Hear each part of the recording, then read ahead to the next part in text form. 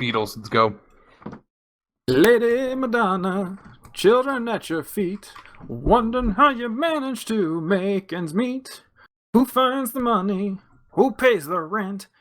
Do you think that money was heaven sent? Do do do do do do do do. Crunchy Duck Gamers singing Beatles songs since 2016. Hey, Hey, I'm Fitz, and I'm Russell.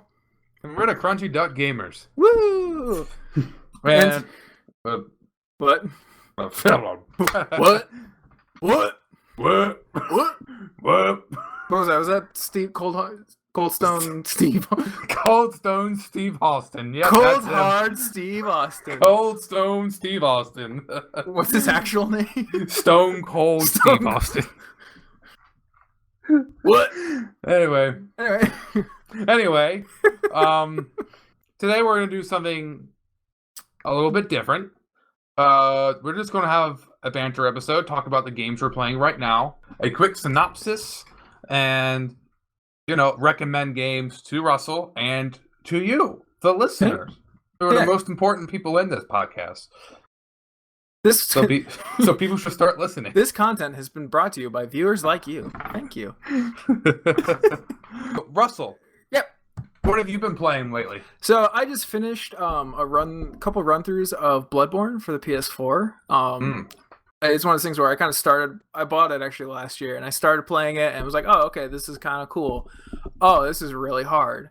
And then I stopped playing it, and then I recently picked it up, and then kind of just kept playing it and playing it and playing it, and then I beat it, and then I did a new game plus and kept playing it, and then I beat it again, and then I have to stop for now because I've been playing a lot of it.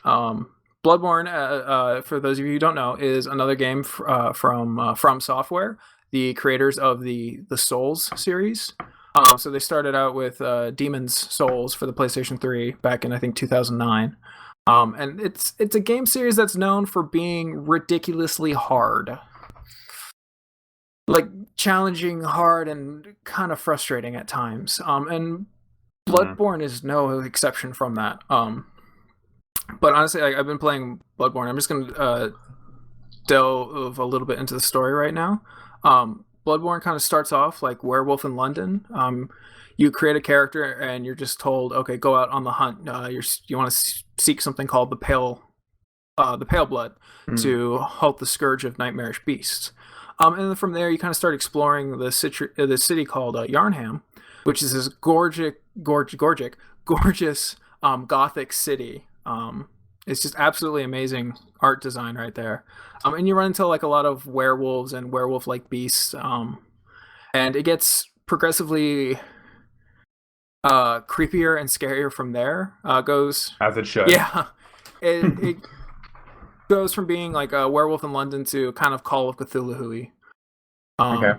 And like the other Souls games, it's kind of light on plot. A lot of the plot you actually have to kind of dig and scrape out.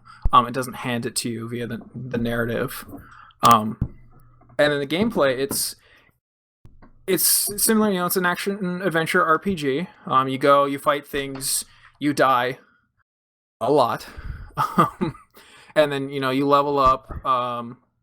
You fight, you die some more, you level up. You beat some bosses, you fight, you die, you level up. You get equipment, and so on and so forth. Okay.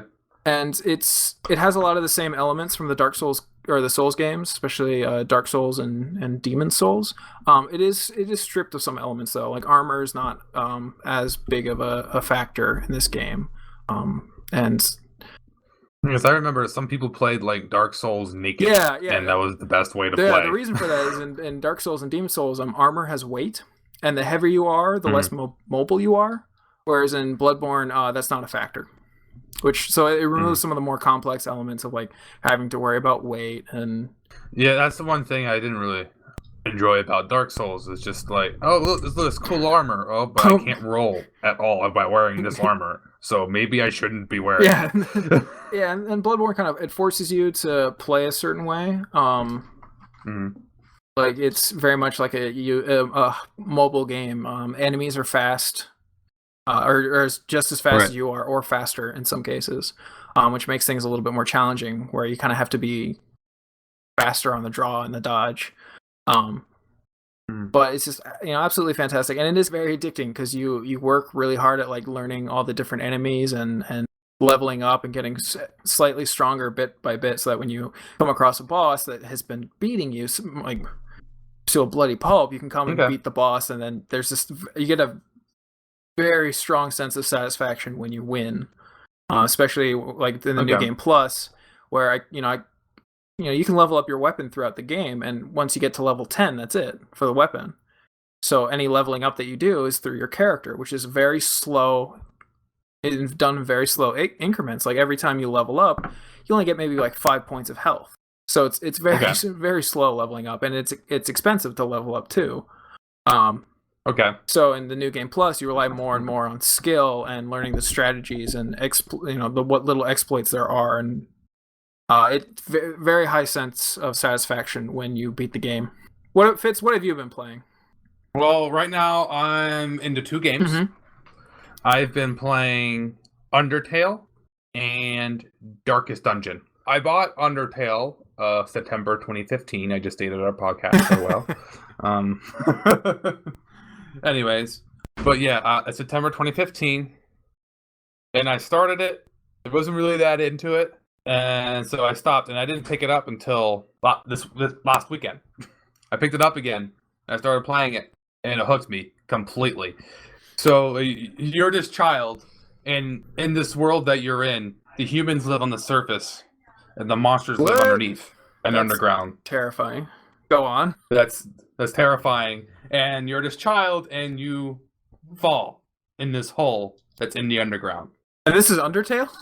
This is Undertale. See, the problem with that, when I hear Undertale, I immediately think of Shark Tale and somehow think it's a kid's game. But that sounds terrifying. You think it's terrifying. The whole concept is terrifying. But it's an RPG a lot like Earthbound. Oh, okay. Where, it's very like the Mother series. It's very like quirky. There's a lot of odd things going on. And you're going through this, and you I don't want to give away too much. It's a lot less to talk about than Well, Bloodborne is light on plot, heavy on action. But in this game, you don't have to kill anything. Everything you come across, there's a way you can get through it without killing it. So it differs the way you can play through it. The story differs the way you play through it. If you kill one thing, it completely changes the game. And there's no going back from that. Interesting. There will be characters that won't forgive you for that, no matter what you do for them. And there's places you can go through it without killing anyone. You can go through it killing everybody, and it's all about you just trying to get home. And I'm not going to give away too much. It's still a rather new game. So, and if I spoil anything about it, that actually sounds really interesting. It's kind of like a more fleshed out morale system than like Dishonored. That's what it reminds me of. Yes. This isn't really the morale system doesn't really matter in Dishonored. To be honest. It really doesn't. Well, it does in the end when you get like more zombie rat people. That is an interesting concept though. The fact that you don't have to kill creatures, and I think that's a rare thing to see in video games these days. Mm-hmm. And it is a very rare thing, and you will feel bad. At some point, if you kill someone, something else will make you feel bad because of it. At multiple times. It's an interesting thing on perspective, though. It's like, these are, they're monsters compared to the surface dwellers, but then you kill a monster and another monster's like, what the heck, bro? You killed my mom.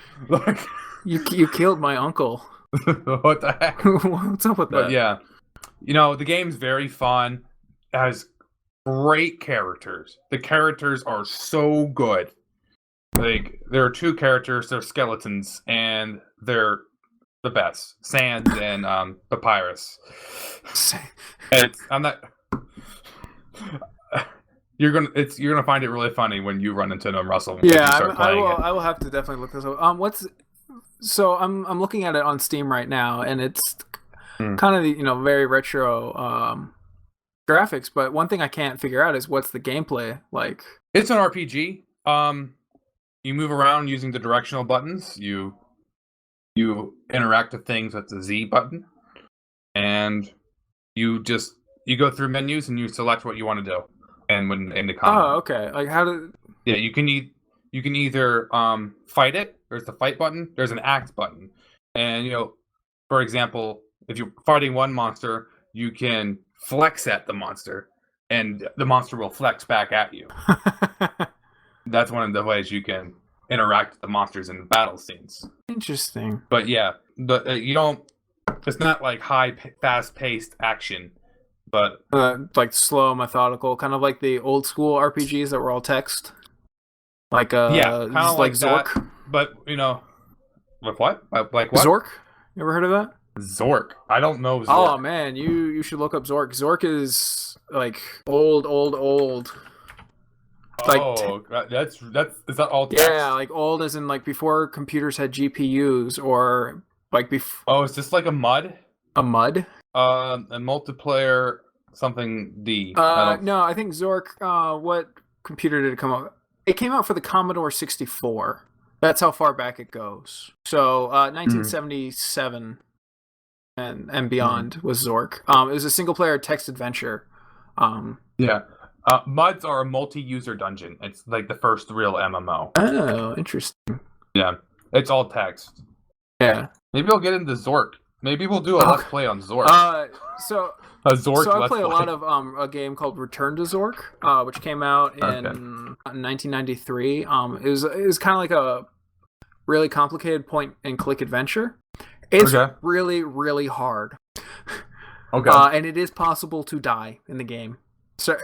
Oh, these are like live action. Yeah, kind of like the old like CD-ROM type games, or like the CDI. Yeah, it's like a CDI. Where you have like the real life characters superimposed onto like the fake backgrounds, and you have an inventory system, and it's a point and click adventure, but set in this very dark and disturbing world. Like if you go down a certain path, you get eaten by wild dogs, and then if you check into a motel room and turn off the lights, you get eaten by what's known as a grue. Oh. Which, playing this as a kid, that was kind of terrifying. I was eaten by a grue. You don't ever see what grues look like. You just hear a growling sound, and then a little church chapel would pop up saying, "You got eaten by a grue." I don't know if I like that. It's terrifying. It's difficult. It's really difficult. It's just I will get back into it one of these days, but Return to Zork, let's play. Yeah. Oh god, I don't know, man. I got some suppressed childhood memories right there. This could be our thing, Russell. Okay. Let's play the text-based games. I still have a computer that can run Return to Zork. It's Let's do it. My parents' attic. So that's one of the games that you're playing. What was another one of the games that you're? I'm playing Darkest Dungeon. Darkest Dungeon came out January 19th, 2016, so it's a fairly recent game, and I have only just gotten into it. Basically, your father leaves you this mansion after his death, which he kills himself. It's the very first thing, one of the first things that happens, because he heard about this valuable artifact below, and it turns out, and he just kept mining until he got to this place, and it turns out it was like a portal to hell. What? That's so crazy. He opens it, and his house gets flooded, his estate gets flooded with demons, skeletons, zombies, and kind of like Diablo. And his whole town gets overrun by this stuff, and you basically, well, not you, but because who you aren't the people doing the fighting. You're not included in that. You just hire the people to do the fighting. Oh, that's what I seen it. That's how I seen it as. And they go on these expeditions, and it's extremely stressful going into these dungeons. I'll just say that.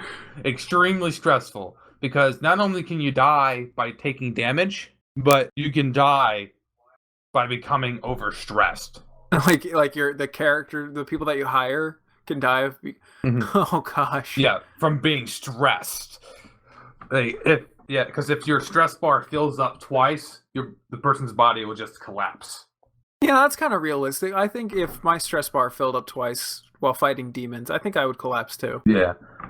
And one of my favorite concepts about it right now, because I just started it, is all these characters, they have their own personality quirks. and they will affect how they fight. Like one person, when she's stressed, she won't let you choose her attack for her. She will say, "Oh, I know best," and does whatever attack she wants to do. And then another trait is abusive. When they get stressed, they get abusive, and what they do is they just start insulting their teammates, and they just stress everyone else out. It's like a super realistic version of the Avengers. Yeah. And oh my god, that's what I've gotten into so far. And when you come back, if someone gets too stressed, you have to take them to a bar or to a chapel, and there's other places you can go to, and like you can like say, hey,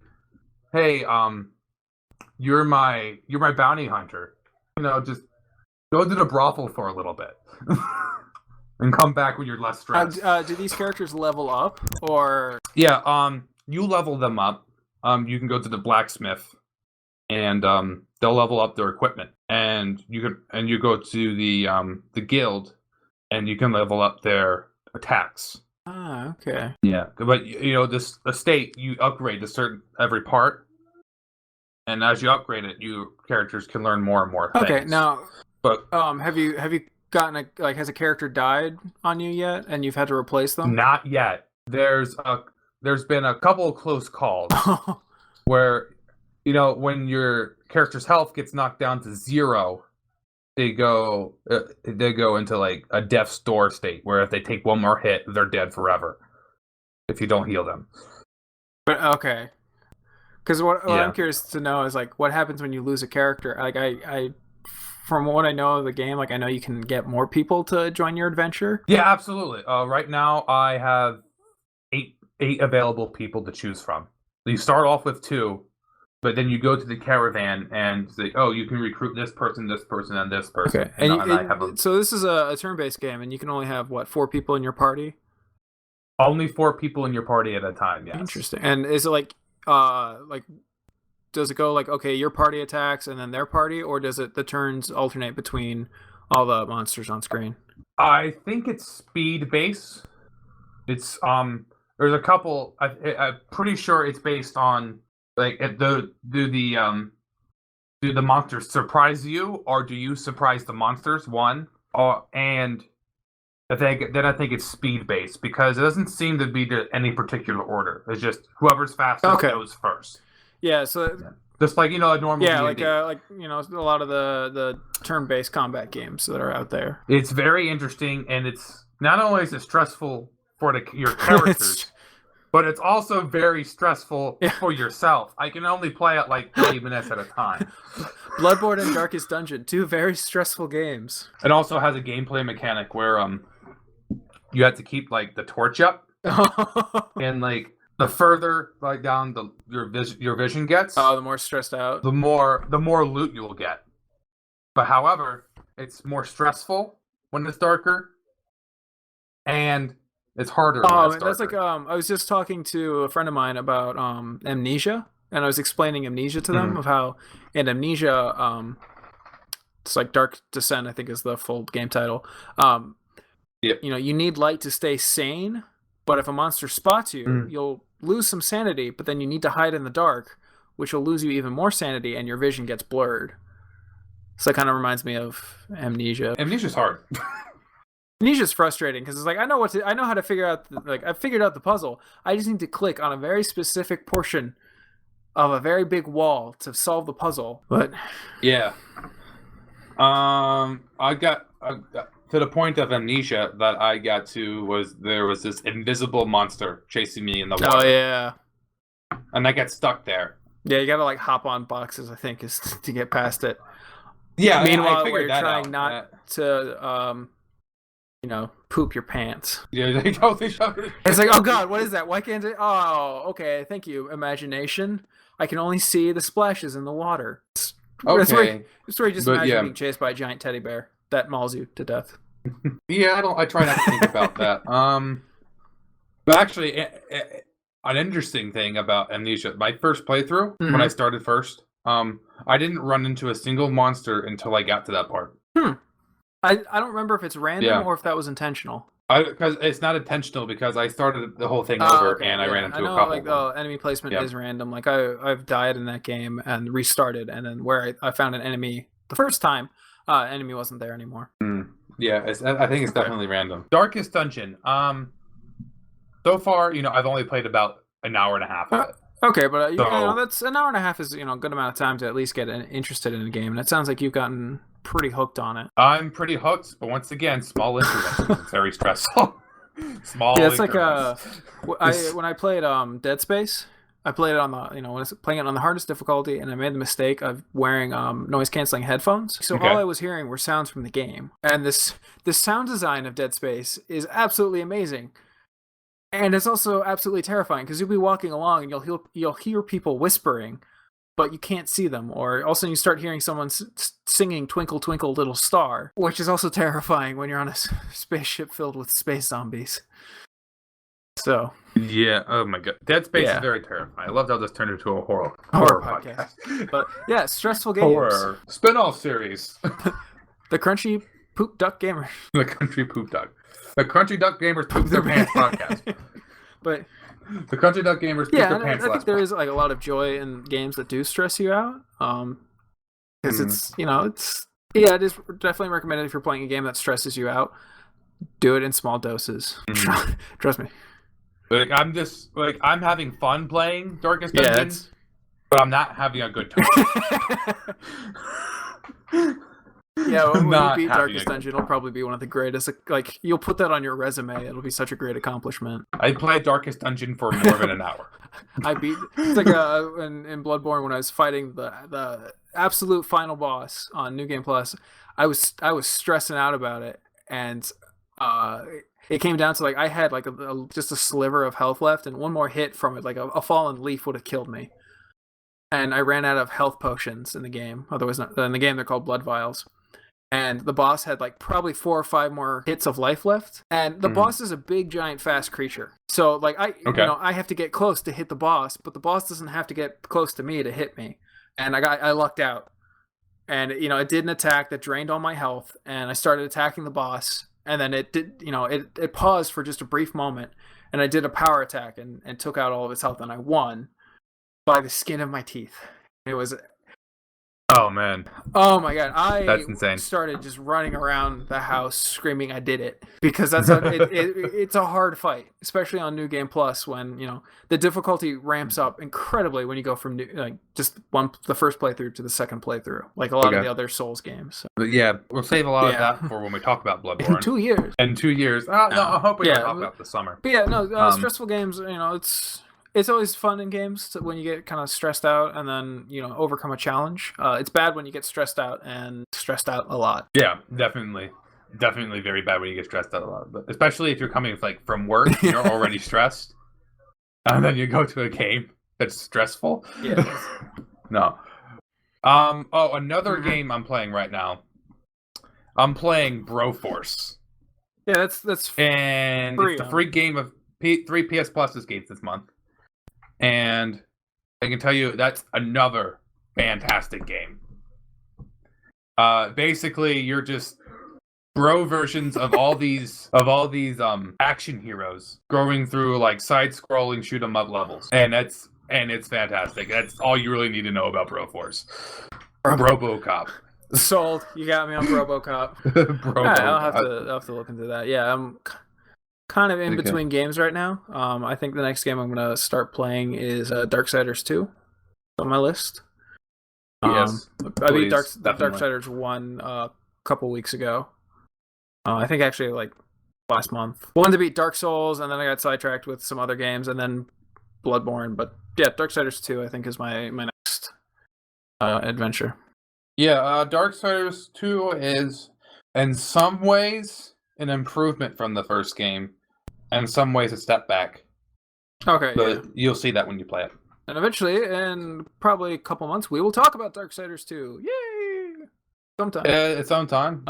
So if it's, I think now, talk briefly about some games that I know, you've played and I haven't that you would recommend, and games that I played that you haven't that I would recommend. Okay.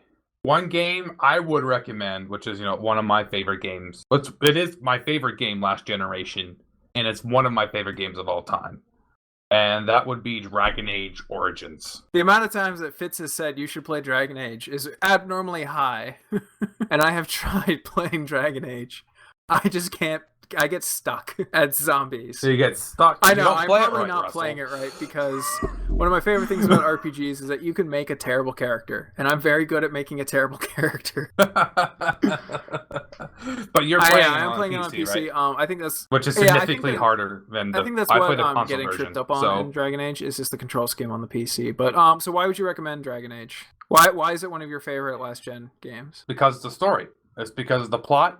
And it's because of the characters. BioWare has a thing where they make games with incredible stories and incredible characters. These characters, they all interact within the story with each other, with the NPCs, and they're all deep. Like, they all could have their own book. They all could have their own game about their past. Spend 20 hours learning about one race in the game. Basically. And, it's a lot like Mass Effect, where, all the characters, they feel like they're living, breathing people. And you actually kind of develop a relationship with fictional digital characters, which sounds kind of sad right now. Well, that's the thing about BioWare games that we talked briefly upon in our first 3 podcasts. BioWare games, they make universes that continue to exist whether you're playing the game or not. That's how rich and detailed their worlds and environments are. And that's how I feel like when I'm talking about Dragon Age. I feel like Ferelden's a real country that I'm learning about as playing the game. And I feel like life is still going on when I'm away from Ferelden, from Orlais, from that country, from that continent. And, the combat in the game, it's real-time turn-based, a lot like Final Fantasy 12. I know, I've been told from reviews and just from people who played it that Dragon Age is kind of like the spiritual successor in game mechanics to Neverwinter Nights. Neverwinter Nights and Baldur's Gate. Yeah, I would say it's a lot like Neverwinter, except, on the downside, Dragon Age Origins is not co-op. Even though it's one person controlling 4 people. It could be, yeah. It's one person controlling 4 people. It's a lot easier to do that on the PC, but I managed to do it on the console version through 4 playthroughs. I played that game way too much. Another game I would recommend to you is Shadow of the Colossus. If you still have your PS2 or your PS3, I get it for either of those. Saying to myself, I need to buy that, so I'm actually going to look up how much that is right now, because I know I can get Shadow Ico and Shadow of the Colossus. I have Ico and Shadow of the Colossus. I haven't beaten Ico, but I've beaten Shadow of the Colossus many times. Lone Wanderer, your name is Wanda, which I believe is Japanese for wanderer. So it's deep so far. And so you're taking, this dead girl on the back of your horse into this barren land with barely any life on it. And you go in, you talk to this god. You're assuming it's a kind of a god at the beginning of the game. And you say, hey, can you resurrect this girl for me? I'm assuming it's his former girlfriend or something. I don't know. They don't really give you too much of a relationship there. And he said, yeah, I can do it, but you need to kill these colossi for me. And you say, okay, I'll do it. And you use the sword to find the first colossus. You see the first colossus. Your jaw just drops because of how big it is. You just think to yourself, how am I going to kill this thing with this butter knife? But you figure it out. You climb on it and then you stab it. In Shadow of the Colossus, each colossus is the plural is colossi. Okay, each colossus is it's its own level and boss. It's its own level and boss. There's no enemies in between each colossus. You're just going from colossus to colossus to colossus, and you're killing them. And each battle is unique. Well, I mean, there's one obvious copy and paste, but Control C, Control V, or Command C and Command V if you're on a Mac. The more you know. But the game's incredibly artistic, and the gameplay is actually challenging if you don't know what you're doing. Once you beat it once, you're not gonna die again. But you'll probably die a lot before you know how to kill it. Yeah, that's one I definitely need to pick up. Yeah, pick that up, but yeah. Fits one game that I definitely recommend that you play that I know you haven't is the and this is kind of cheating. This is like 4 or 5 games. I recommend BioShock, all of them. BioShock, it's it's a great RPG that set in a dystopian underwater city called Rapture. And from there, you accidentally discover the city, and then you discover the mysteries. And I can't really go too much into the plot without spoiling it. And this is definitely a plot that you do not want spoiled for you. This is a game that has one of the best plots around. It rivals that of a BioWare game, or even the Witcher games. Fun fact: the creators of BioShock didn't think BioShock was going to do that well. They're just like, oh, this is a cool game. Yeah, it's a spiritual successor to their previous game, System Shock and System Shock 2. Hence, Shock. But it's an excellent RPG where you just have to kind of explore the city and gather resources, and you have the standard bullets and guns and the pistol, shotgun, machine gun. But then you also get basically superpowers, and then you have to collect the resources of the superpowers to maintain them. And the problem is the resources are being guarded by creatures known as Little Sisters. And the problem is Little Sisters are guarded by creatures called Big Daddies, which are giant men in scuba suits. And this is a game that everybody tells me I need to play. And I did play it once. I borrowed it from you in college or my freshman year.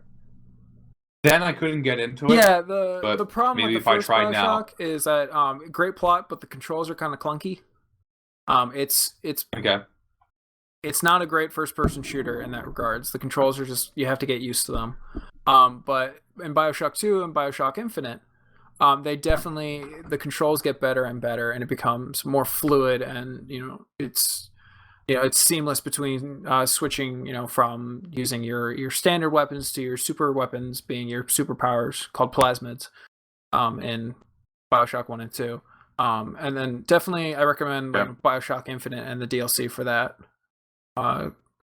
because the plot and gameplay change pretty drastically, but it's still tied into the world of the first 2 BioShocks. So I recommend BioShock. News! Now we're moving on to the news portion of the show. Yay! News! Woo, news! Most exciting part of our podcast. Yay! Okay. Our most enthused portion as well. That's true. Anyway, my news would be the shorter of the two. Rumors are going around about Shadow of Mordor 2 coming. Possibly E3 bound, possibly a trailer there. But the reason why this started coming around is because a stunt actress, Lauren Mary Kim, listed Shadow of Mordor 2 on her resume. That's why people are thinking, oh, cool, Shadow of Mordor 2 might be coming. I played Shadow of Mordor. I loved Shadow of Mordor. I love the Nemesis system. I love everything about Shadow of Mordor. I don't really have any complaints of reason. That's not surprising. The game did receive a lot of very high reviews, and it made a good deal of money for the studio. Yeah, it was honestly probably the first really, really good game I played on the PS4. Yeah, I haven't played it yet, but I've had a lot of people recommend it. Yeah, to play this, you need to play this. Logan didn't like it, but that's okay. Well, you can't base everything that you like based off of what someone else likes. It's true. You guys have 2 different opinions. That's why you visit multiple sites for reviews. Yeah. Probably gonna cut that out. Blair, you should cut that out. Who's Blair? It's just one of my alter egos. Slightly sociopathic. Okay, right now you're having 3 alter egos now. Yes, this is Common Sense Martha. Otherwise just Martha. Wake me up. Martha. Martha. Why'd you say that name? Martha. Why'd you say that name, Martha? That's what my parents called me. My name is just Martha. Martha? Stop saying that name. No last name, just Martha. My parents didn't like me that much. Sir, are you okay? Sir, do you need a Tic Tac or something? Why are you saying that name, Martha? Would you like some water? You seem awfully dehydrated with all the spit that's flying out of your mouth. Why do you say that name? Huh? Sir, are you having a seizure? Sir, please get your hands up. Why are you saying that name? Why are you saying that name?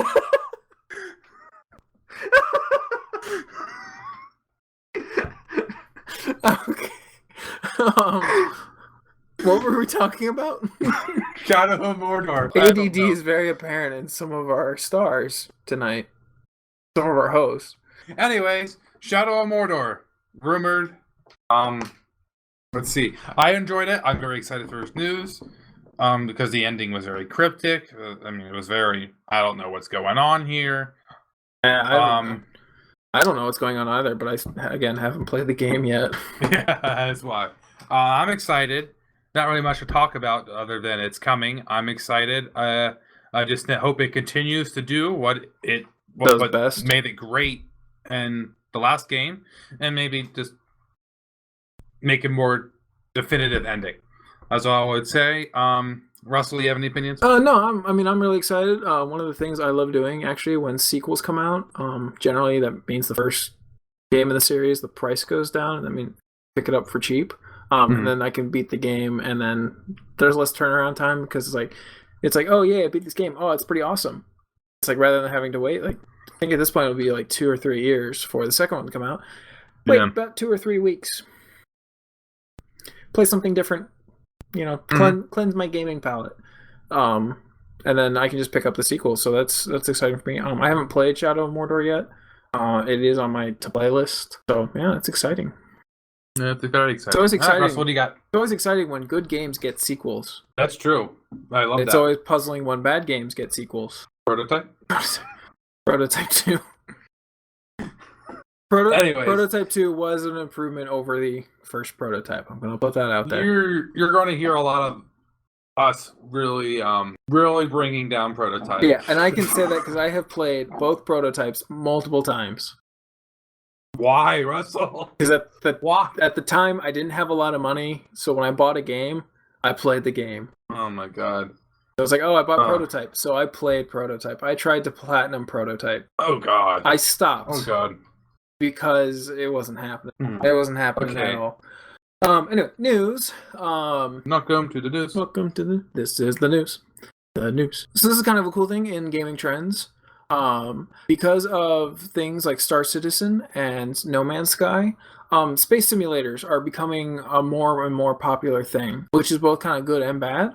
Because with some of the space simulators, you got some like Elite Dangerous, which pretty fun. They take a realistic approach to space, as in it's huge in the game, and it takes forever to get it. But now like people are starting to notice that as space simulators start to become more and more popular, the difficulty of the games are going. Whereas with some space simulators, it is a simulator. It takes forever to do something. There's a steep learning curve, especially with games like Space Engineers, which is like Minecraft in space. There is a steep learning curve. Elite Dangerous, steep learning curve. Star Citizen, not out yet, but it has a steep learning curve from the demo that I played. One of those games where you start playing it and you spend about 20 minutes trying to figure out what the controls are. But yeah, that's exciting. I happen to love space simulators, and I am extremely excited for No Man's Sky. No Man's Sky. I'm excited for that. That'll be the first space simulator I play. I play. Yeah, it's also No Man's Sky is also the first space. You could call it a space simulator. The first space simulator to come out for a console. It's coming out. It was originally supposed to come out on PC first, then PS4. But the release date got pushed back. That eventually they were just releasing it simultaneously on the PS4 and PC. I believe Elite Dangerous is also coming to the Xbox One. I don't know if it's out yet, so I could be mistaken that No Man's Sky is the first one on console. But that is exciting. That is like an interesting shift in gaming trends. It was like shooters were popular for a while, and then farm simulators, and then now space simulators. And then eventually they'll have space farming simulators. Space farming simulators. Which, not gonna lie, I would probably play that. Yeah, and we're going. And I'm excited for that. I never play Space Simulator, and I hope to one day. Yeah, that's what I'm going to say about that. It's I think one reason that I'm particularly attracted to them is like huge fan of Star Trek, Star Wars. It's a dream of mine to go into space. Yeah, I mean, I don't know if a space simulator will ever be as popular as something like Call of Duty. Like I don't think it'll ever be like platformers were, you know, in the NES, on the Genesis, on the SNES. I don't think it'll ever be that popular because platformers are so accessible. Anyone can pick up and know what they're doing. Space simulators, like that's an investment. Unless they get like significantly easier. Yeah, that's I don't that's see why, them like, with having that No type of Man's Sky popularity. right now, even though it hasn't been released yet, No Man's Sky, like, it's pretty straightforward what you have to do. But with some other space simulators, and also like Minecraft is another good example. Typically, you have the game open in one window, and then you have a wiki open on like your phone or a second display or something. Because it is complicated. It's an entirely new game mechanic and system, a whole bunch of systems that you have to figure out and learn. Which, if you have a lot of free time and like that sort of thing, it's great. If you don't do it. Just don't. Okay. I spent a lot of hours learning random stuff I don't need to know. Well, thank you for listening to Crunchy Duck Gamers podcast. You can find us on Twitter at CDuckGamers. You can find us on Facebook, and our page is called The Crunchy Duck Gamers. The is important. Yeah, the is very important. You can find us on Podomatic, which you probably already listened to us on there. Woo! And you can find us on YouTube, Crunchy Duck.